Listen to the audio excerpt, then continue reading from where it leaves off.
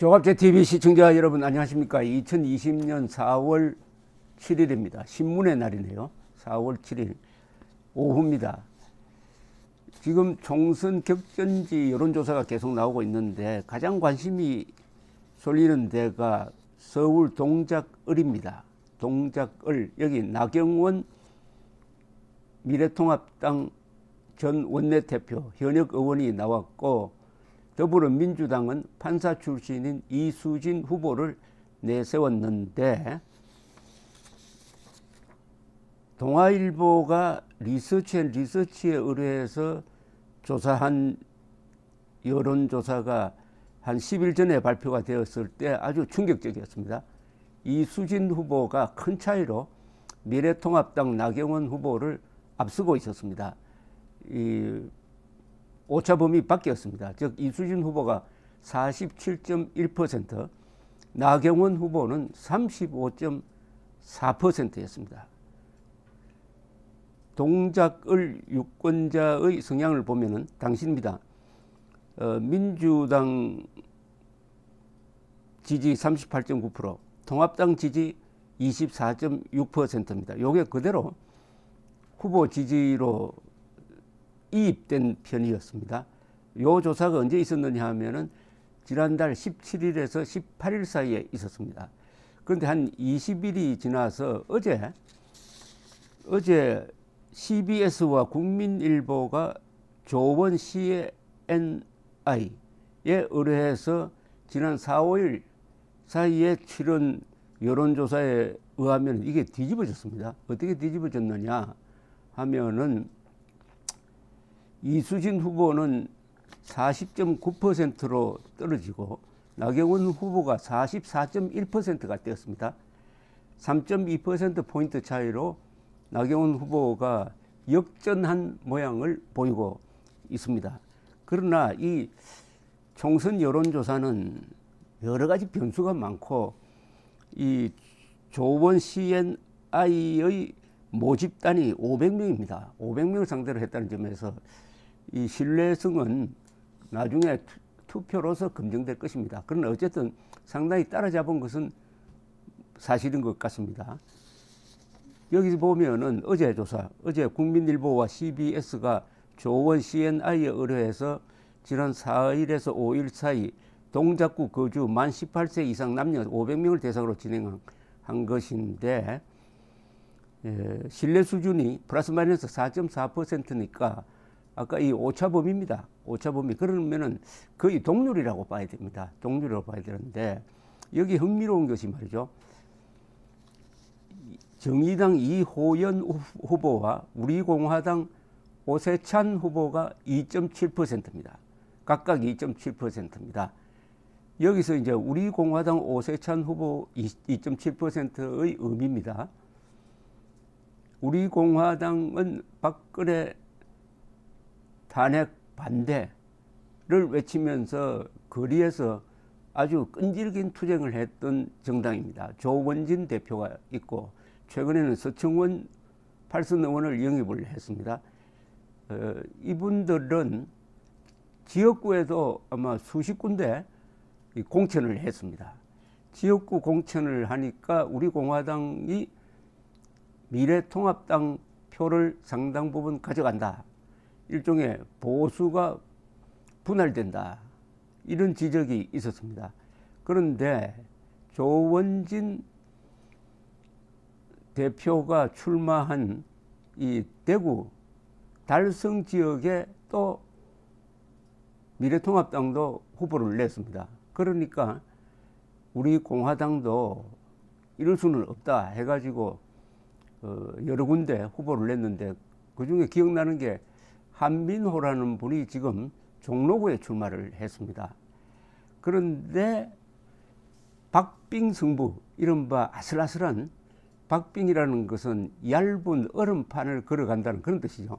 박빙 하는데, 얇은 얼음판을 걸어가듯이 조심조심 해야 이길 수 있는 그런 승부처, 박빙 승부처. 그 표차가 아마 수십 표 차이로 당락이 결정되고 하는 그런 데서는 이 우리 공화당이 지금 후보가 2.7%의 표를 가지고 있는 게 이게 무시할 수가 없습니다.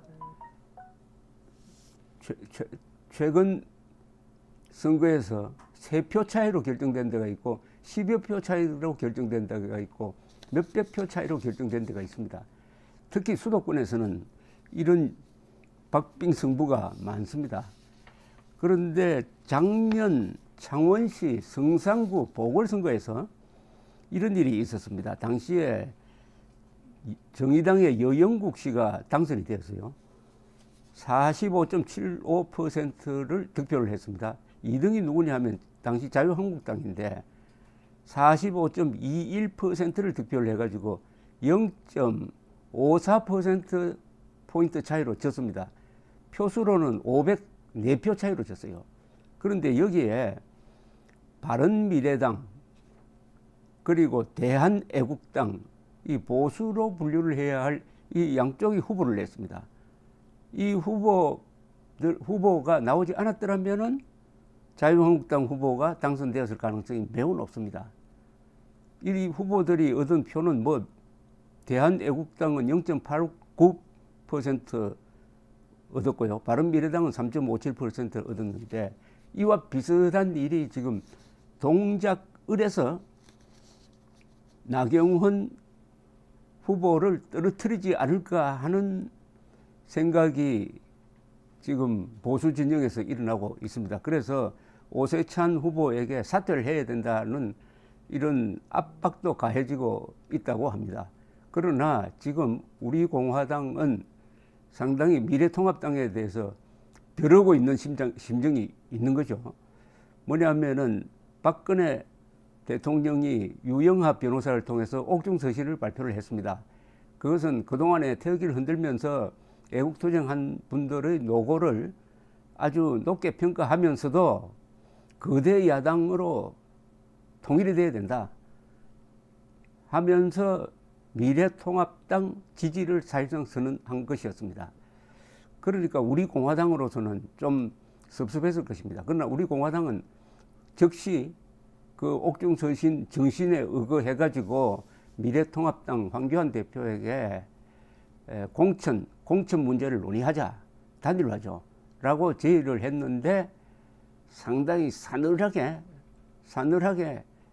배척을 하니까 우리 공화당 입장에서도 지역구 후보를 내지 않을 수 없는 당내 분위기가 있었던 것으로 보입니다. 더구나 조원진 대표 지역구 하나는 미래통합당이 배려를 해가지고 후보를 안 내야 그래도 행동한 애국 진영에 대한 최소한의 예의가 아니냐 하는 분위기였는데 그게 안 되니까 이 우리 공화당 쪽에서도 우리는 지역구에 공천을 하겠다. 지역구에 공천을 해서 당선될 사람이 많지는 않은 것으로 보입니다. 그렇더라도 동작을처럼 한 2, 3%를 가져가서 미래통합당 후보가 떨어지는 그런 파괴력은 작동할 수 있다고 보여집니다. 이런 지역구가 아마 전국에 박빙 승부를 하는데 보수가 여러 후보를 내가지고 떨어질 만한 데가 상당히 아마 20, 30 지역구가 되지 않을까 하는 그런 생각을 하고 있습니다. 그래서 서경석 목사가 아주 거의 혼자서 단일화 운동을 최근까지 했는데 별 협조를 보이지 않고 있습니다. 나경원 후보의 이 고전은 어떻게 보면은 미래통합당의 대전략이